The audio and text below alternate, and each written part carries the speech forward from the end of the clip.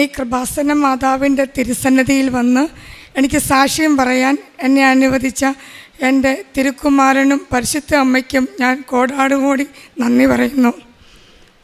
എൻ്റെ പേര് സിനി ജേക്കബ്. ഞാൻ വരുന്നത് കാണക്കാരി എന്ന സ്ഥലത്തു നിന്നാണ്. എൻ്റെ ഇടവക രത്നഗിരിയാണ്. എൻ്റെ കൂടെയുള്ളത് എൻ്റെ ഭർത്താവ് സെബാസ്റ്റ്യനും എൻ്റെ മകള് എൽഡയുമാണ്. ഞാനിവിടെ 2022 മെയ് 26 വന്നാണ് ഉടമ്പടി എടുക്കുന്നത്. ഞാൻ ഉടമ്പടിയിൽ വെച്ചിരുന്ന 5 നിയോഗങ്ങളും എനിക്ക് എൻ്റെ പരിശുദ്ധയമ്മ ആദ്യമായി തന്നെ സാധിച്ചു തന്നു. ഞാൻ അന്ന് ഉടമ്പടി എടുക്കുമ്പോൾ ഞാനൊരു ചെറിയ പാരാമെഡിക്കൽ സ്കൂൾ നടത്തുന്ന വ്യക്തിയാണ്. അപ്പോൾ എനിക്കവിടെ സ്റ്റുഡൻസ് വളരെ കുറവായിരുന്നു. ഞാനപ്പോൾ അമ്മയോട് അമ്മേ ഒരു 30 കുട്ടികളെ തന്ന് അനുഗ്രഹിക്കണേ എന്ന് പറഞ്ഞു. പക്ഷേ എനിക്ക് ആ വർഷം അമ്മ 30 കുട്ടികളെ തന്നു. അത് മുതൽ ഇന്ന് ഈ നാൾ വരെ എനിക്കൊരു കുഴപ്പമില്ലാതെ എൻ്റെ സ്കൂളിലെ കുട്ടികളെ തന്നെ എന്നെ അനുഗ്രഹിച്ചു. പിന്നെ എൻ്റെ മോളെന്ന് പറഞ്ഞാൽ അവൾ +2 പഠിച്ചുകൊണ്ടിരിക്കുമ്പം പഠിക്കാൻ ഇച്ചിരി മടിച്ചായിരുന്നു. ടീച്ചേഴ്സൊക്കെ ജയിക്കുമോ എന്നൊക്കെ പറഞ്ഞ് ഞങ്ങളെ ഭയപ്പെടുത്തിയിരുന്നു. അപ്പോഴവൾക്ക് പരീക്ഷ എഴുതി കഴിഞ്ഞാൽ പ്രിൻസിപ്പളൊക്കെ വഴക്ക് പറയായിരുന്നു അവളെ. പക്ഷേ ഇവിടെ വന്ന് ഞാൻ ഉടമ്പടി എടുത്ത് ഞാൻ പ്രാർത്ഥിച്ചായിരുന്നു.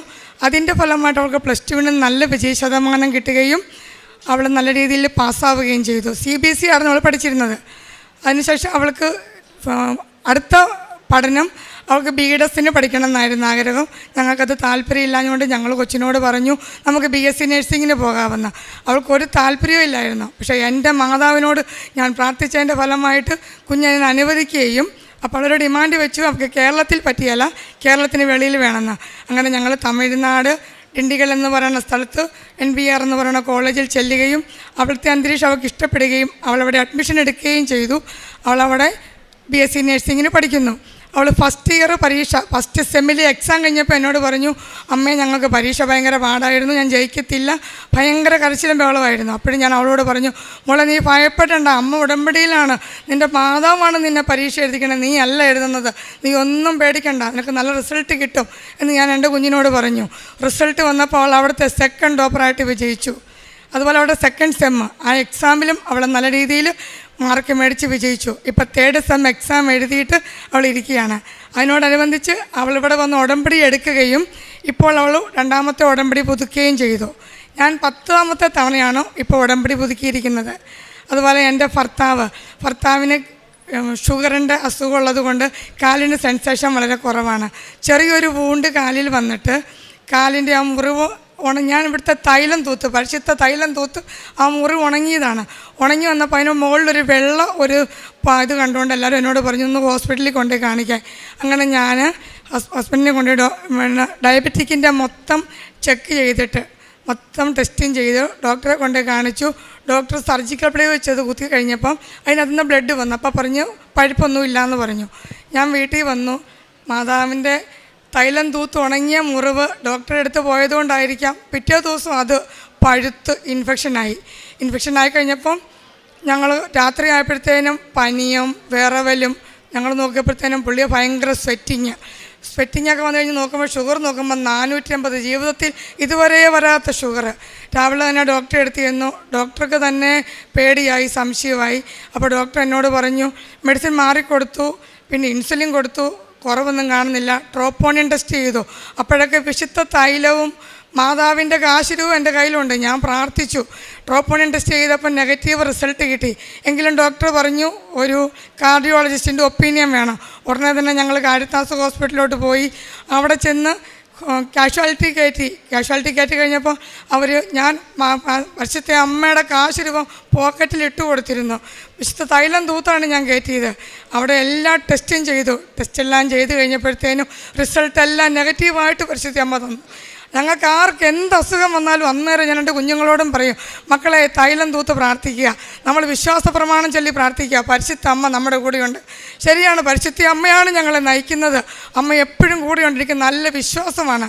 ഞാനാണെങ്കിൽ ഭയങ്കര ദേഷ്യവും കോപവും ഒക്കെ ഉള്ള ആളായിരുന്നു. ഞാൻ ഉടമ്പടി എടുത്തതിന് ശേഷം അതുപോലെ ടെൻഷൻ, എന്തെങ്കിലും നിസ്സാര കാര്യം മതി ഞാനങ്ങോട്ട് ടെൻഷൻ കയറുവാണ്.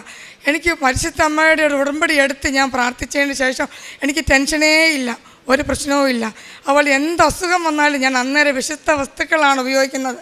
ആ വിശുദ്ധ വസ്തുക്കൾ ഉപയോഗിച്ച് കഴിയുമ്പോൾ എനിക്ക് ആശ്വാസമാണ് കിട്ടുന്നത്. അതുപോലെ ഞങ്ങളൊരു സ്ഥലം മേടിക്കണമെന്ന്, ഇപ്പോൾ താമസിക്കുന്ന സ്ഥലവുമുണ്ട് വീടുമുണ്ട്, എങ്കിലും ഞങ്ങൾക്ക് റോഡ് സൈഡ് PWD റോഡ് സൈഡിലൊരു സ്ഥലം വേണമെന്ന് ആഗ്രഹിച്ച് ഞാൻ പ്രാർത്ഥിച്ചു. എനിക്ക് PWD റോഡ് സൈഡിൽ ഞങ്ങൾ ആഗ്രഹിച്ച സ്ഥലം കിട്ടുകയും അവിടെ ഇപ്പോൾ ഞങ്ങളുടെ ഭവനം പണി നടന്നുകൊണ്ടിരിക്കുകയും ചെയ്യുന്നു. പരിശുദ്ധ അമ്മ എപ്പോഴും എൻ്റെ കൂടെ ഉണ്ടെന്ന് നല്ല ഉറച്ച വിശ്വാസത്തോടെയാണ് ഞങ്ങൾ ജീവിക്കുന്നത്. അതുപോലെ ഞങ്ങൾ പ്രേക്ഷിത പ്രവർത്തനം എന്ന് പറഞ്ഞു കഴിഞ്ഞാൽ പത്രം ഞാൻ എല്ലാവർക്കും കൊടുക്കും. എൻ്റെ സ്കൂളിൽ പഠിക്കുന്ന കുട്ടികൾ അവരുടെ പേരൻസ് വന്ന് ഓരോ സങ്കടങ്ങൾ പറയുമ്പോൾ അവരോട് ഞാൻ പറയും, കൃപാസനത്തിലൊരു അമ്മയുണ്ട്, അമ്മയോട് പ്രാർത്ഥിക്കുക. ഞാൻ സാക്ഷിയാണ്, ഞാൻ ജീവിച്ചിരിക്കുന്ന സാക്ഷിയാണ്. നിങ്ങൾ അമ്മയോട് പ്രാർത്ഥിക്കുക. അമ്മയുടെ അടുത്ത് പ്രാർത്ഥിച്ചു കഴിഞ്ഞാൽ തീർച്ചയായിട്ടും ലഭിക്കും. ഒരുപാട് കുട്ടികളുടെ പേരൻസ് ഓരോരോ പ്രശ്നങ്ങൾക്ക് വേണ്ടി ഇവിടെ വരികയും അവർക്കെല്ലാം മാതാവിൻ്റെ അനുഗ്രഹം കിട്ടുകയും അവർ ഉടമ്പടി എടുക്കുകയും ചെയ്തിട്ടുണ്ട്. പത്രങ്ങൾ ഞങ്ങൾ എല്ലാവർക്കും വിതരണം ചെയ്യും. എല്ലാത്തിനും എൻ്റെ ഒപ്പം എൻ്റെ ഭർത്താവുണ്ട്. അതുപോലെ ഞങ്ങൾ എന്നും ദിവസം തോറും ഞങ്ങൾ ദീപബലിയിൽ പങ്കെടുക്കുന്നുണ്ട്. ഇനി ഞാനെങ്ങാനും ഒന്ന് ഉറങ്ങിപ്പോവോ മടിക്കുകയോ ചെയ്തു കഴിഞ്ഞാൽ എൻ്റെ ഭർത്താവാണ് എന്നെ അതിന് പ്രോത്സാഹിപ്പിക്കുന്നത്. ഞങ്ങൾ മാതാവിൻ്റെയും തിരുക്കുമാരൻ്റെയും ചൈതന്യത്തിലാണ് ജീവിക്കുന്നത്. പിന്നെ കാരുണ്യ പ്രവൃത്തികളെന്ന് പറഞ്ഞാൽ സഹായം തേടി വരുന്നവരെ ആരെയും ഉപേക്ഷിക്കാറില്ല. പിന്നെ ഒരു അനാഥാലയത്തിൽ ഞങ്ങൾ പോവുകയും അവിടെ വേണ്ടുന്ന സഹായങ്ങൾ ചെയ്യുകയും ചെയ്യുന്നു. ഇവിടെ വന്ന് ഈ തിരുക്കുമാരൻ്റെയും മാതാവിൻ്റെയും മുമ്പിൽ വന്ന് ഈ സാക്ഷ്യം ഞാനിവിടെ സമർപ്പിക്കുന്നു. ജോബിൻ്റെ പുസ്തകം 19-ാം അധ്യായം 26-ാം തിരുവചനം. എൻ്റെ ചർമ്മം അഴുകിയില്ലാതായാലും എൻ്റെ മാംസത്തിൽ നിന്ന് ഞാൻ ദൈവത്തെ കാണും. നാം സിനി ജേക്കബിൻ്റെ മനോഹരമായ സാക്ഷ്യം കേൾക്കുകയായിരുന്നു. തൻ്റെ ഏതൊരവസ്ഥയിലും ജോബിനെ പോലെ ദൈവത്തെ മഹത്വപ്പെടുത്തുമെന്ന ഒരു വലിയ സാക്ഷ്യമാണ് നമ്മൾ കേട്ടത്. തൻ്റെ എല്ലാ ജീവിത സാഹചര്യങ്ങളിലും പരിശുദ്ധ അമ്മയുടെ മാധ്യസ്ഥം അപേക്ഷിച്ചുകൊണ്ട് ഈശോയിൽ നിന്ന് എല്ലാ അനുഗ്രഹങ്ങളും മേടിക്കുവാനുള്ള ഒരു വലിയ ആത്മീയ കരുത്ത് ഈ സഹോദരിക്കും തൻ്റെ കുടുംബത്തിനുമുണ്ടെന്ന് നമ്മുടെ മുന്നിൽ സാക്ഷ്യപ്പെടുത്തുകയായിരുന്നു. തന്നെ മനോഹരമായ സാക്ഷ്യം പങ്കുവയ്ക്കുമ്പോൾ ഈ ഉടമ്പടി എടുത്തത് മൂലം എല്ലാ കാര്യങ്ങളും പരിശുദ്ധ അമ്മയെ ഏൽപ്പിക്കുകയായിരുന്നു. പരിശുദ്ധ അമ്മയെ, എൻ്റെ മകൾക്ക് ഒരു ജീവിത അവസ്ഥ നൽകണമേ, അവൾക്ക് സാധിക്കുന്ന, അവൾക്ക് നന്മയായിട്ടുള്ള ഒരു കോഴ്സ് അവളെ പഠിപ്പിക്കണമേ. അതിനുള്ള കണ്ടീഷൻസൊക്കെ മകൾ വെച്ചെങ്കിലും അത് വളരെ കൃത്യമായി അവൾ ആഗ്രഹിച്ച രീതിയിൽ പുറത്തുപോയി പഠിക്കാനുള്ള കൃപ ഈശോ അവൾക്ക് നൽകി. അതുപോലെ തന്നെ ഈ സഹോദരിക്ക് ഒരു പാരാമെഡിക്കൽ കോളേജ് അവർ നടത്തുന്നുണ്ട്. അതിനാവശ്യമായ, അവരുടെ ജീവിതത്തിനാവശ്യമായ നമ്പർ കൃത്യമായിട്ട്, കുട്ടികളുടെ എണ്ണം കൃത്യമായി ഈ സഹോദരി പരിശുദ്ധ അമ്മയോട് പറഞ്ഞു, അമ്മേ എനിക്ക് 30 കുട്ടികളെ തരൂ. കൃത്യമായി അമ്മ ആ ഇയറിന് വേണ്ട 30 കുട്ടികളെ നൽകുന്നു. ഇതിനു മുൻപ് ഇവിടെ ഒരു സാക്ഷ്യം ഉണ്ടായിരുന്നു. മിസ്റ്റർ ബൈജൂഷ് വന്നൊരു സാക്ഷ്യം പറഞ്ഞു. അദ്ദേഹം ഒരു കരാട്ടെ ഇൻസ്ട്രക്ടറാണ്. അദ്ദേഹം പറയുകയായിരുന്നു, എനിക്ക് 100 കുട്ടികളെ വേണം അമ്മേ എന്ന് പറഞ്ഞപ്പോൾ അമ്മ വളരെ പെട്ടെന്ന് 100 കുട്ടികളെ കൊടുത്തു. അപ്പോൾ അദ്ദേഹത്തിൻ്റെ ഇൻകം പ്ലസ് എക്സ്പെൻസൊക്കെ കൂട്ടി നോക്കിയപ്പോൾ ആൾക്ക് അവിടെ പുറത്ത് ജീവിക്കാനുള്ള വരുമാനം കുറവാണ്. അപ്പോൾ അദ്ദേഹം വീണ്ടും പറഞ്ഞു, അമ്മേ 100 പോരാ, എനിക്ക് 150 വേണം. ഉടനെ അമ്മ 150 കുട്ടികളെ നൽകുന്നു. നമ്മൾ അമ്മയോട് ചേർന്നിരിക്കുമ്പോൾ വളരെ കൃത്യമായി നാം അങ്ങോട്ട് വയ്ക്കുന്നതും അമ്മ ഇങ്ങോട്ട് വയ്ക്കുന്നതും വളരെ കൃത്യമായി, കാരണം ഇത് ഈശോയുമായിട്ടുള്ള ഒരു ഉടമ്പടിയാണ്. അപ്പോൾ അമ്മയ്ക്കറിയാം ഈ ഉടമ്പടിയിൽ എൻ്റെ മകനും ഈ മകളുമായിട്ടുള്ള ഇവരുമായിട്ടുള്ള ഈ ബന്ധം വളരെ ശാശ്വതമാണ്. ഇവർ നിത്യതയിലേക്കാണ് സഞ്ചരിക്കുന്നത്. അതുകൊണ്ട് ഇവർക്കൊരിക്കലും വീഴ്ച വരരുത്. എല്ലാ അപകടങ്ങളിൽ നിന്നും പൈശാചിക ബന്ധനങ്ങളിൽ നിന്നും തടഞ്ഞു നിർത്തുന്നത് പരിശുദ്ധ അമ്മയുടെ വലിയ ഒരു സംരക്ഷണമാണെന്ന് ഈ സാക്ഷ്യം നമ്മെ ബോധ്യപ്പെടുത്തുകയാണ്. അതുപോലെ തന്നെ സഹോദരൻ്റെ കാലിലുണ്ടായ ആ മുറിവ് വിശുദ്ധ തൈലം പുരട്ടി അത് ഉണങ്ങിയതായിരുന്നു. ഇവർ മെഡിക്കൽ ഫാമിലിയാണ്. ഇവർക്കെല്ലാ മെഡിക്കൽ ടിപ്സും ടൂൾസും എല്ലാം അവരുടെ കയ്യിലുണ്ട്. ഒരു നേഴ്സായാലും അല്ലെങ്കിൽ ഒരു ഡോക്ടറാണെങ്കിലും അവരുടെ ബാഗ് ഒരു ചെറിയ ഡിസ്പെൻസറി ആയിരിക്കും, അവരുടെ മുറി ഒരു ഡിസ്പെൻസറി ആയിരിക്കും, അവരുടെ വീട് തന്നെ ഒരു വലിയ ഹോസ്പിറ്റലായിരിക്കും. ഇവർക്കെല്ലാ സജ്ജീകരണങ്ങളും അറിവും ബുദ്ധിയും എല്ലാം അവർക്കുണ്ട്. അതുകൊണ്ട് മറ്റുള്ളവർ പറഞ്ഞു, നിങ്ങളിത് വെച്ചുകൊണ്ടിരിക്കരുത്, നിങ്ങൾ ഹോസ്പിറ്റലിൽ പോകണം. ഹോസ്പിറ്റലിൽ പോയി അവരതിനെ കീറി അതിനകത്ത് അല്പം മരുന്നൊക്കെ പുരട്ടി തിരിച്ചു വന്നപ്പോൾ ഉണങ്ങിപ്പോയ മുറിവ് വീണ്ടും പഴുത്തു. അത് വളരെ കോംപ്ലിക്കേറ്റഡായി. ഈ സഹോദരി അത് തിരിച്ചറിഞ്ഞു, ഇവരുടെ കുടുംബം തിരിച്ചറിഞ്ഞു. പരിശുദ്ധ അമ്മ സൗഖ്യപ്പെടുത്തിയ ആ വസ്തുതയെ വീണ്ടും നമ്മൾ പരീക്ഷിക്കരുത്. അവർ ക്ഷമ ചോദിച്ച് വീണ്ടും ഈശോയിലേക്ക് തിരിച്ചു വന്നു. അവർക്ക് അദ്ദേഹത്തിന് വളരെ നല്ലൊരു സൗഖ്യം നൽകി.